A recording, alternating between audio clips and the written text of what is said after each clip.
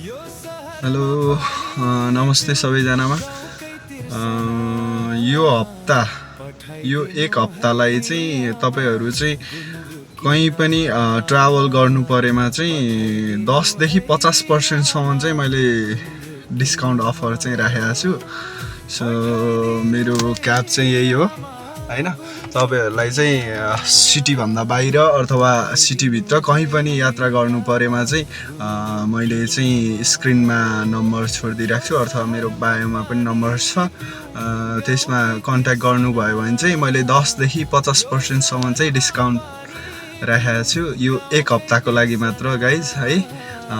तपाईहरुलाई कहीँ पनि यो हप्ताभित्र ट्राभल गर्नुपर्ने छ भने चाहिँ मलाई सम्पर्क गर्न सक्नुहुन्छ। यदि तपाईहरुले चाहिँ डिस्काउन्ट चाहिँ हजुरहरुले चाहिँ अफर चाहिँ लिन चाहनुहुन्छ भने चाहिँ र साथसाथै ट्राभल पनि गर्नुपर्ने छ भने हैन मलाई चाहिँ याद गर्न सक्नुहुन्छ। डिस्काउन्ट अफर चाहिँ मैले कसरी राखेको छु भन्दाखेरि चाहिँ 10% भनेको चाहिँ मेरो स्क्रिनमा दिएको नम्बर अथवा टिकटक अथवा फेसबुक अथवा युट्युब अथवा इन्स्टाग्राम हैन यो सोशल मिडियाहरुबाट चाहिँ मैले कल गरेको भन्नुभयो भने चाहिँ मैले चाहिँ 10% डिस्काउन्ट राखेको छु र सिटीभित्र चाहिँ 15% देखि 20% सम्म 10 देखि 20% सम्म चाहिँ सिटीभित्र चाहिँ रूपन्देहीभित्र चाहिँ ट्राभल गर्नुपर्ने छ भने चाहिँ मैले उहाँहरुको लागि चाहिँ राखेको छु।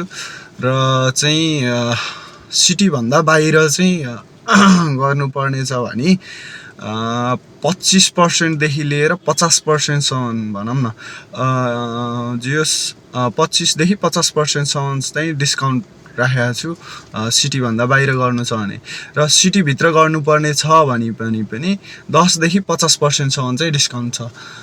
त्यसको लागि चाहिँ तपाईहरुले चाहिँ 50% डिस्काउन्ट पाउनको लागि चाहिँ तपाईहरुले चाहिँ मलाई चाहिँ टिकटकमा फलो गरेको हुनुपर्ने हुन्छ र एउटा कमेन्ट चाहिँ छोड्नुपर्ने हुन्छ।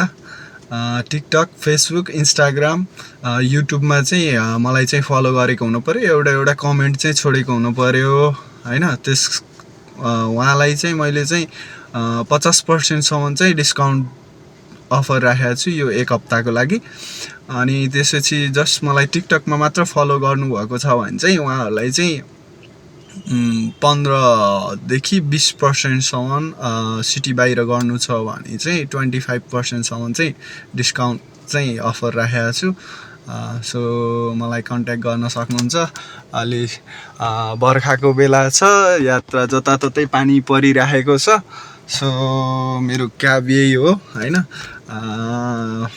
तपाईहरुलाई चाहिँ यात्रा गर्नुपर्ने छ सेफ हैन।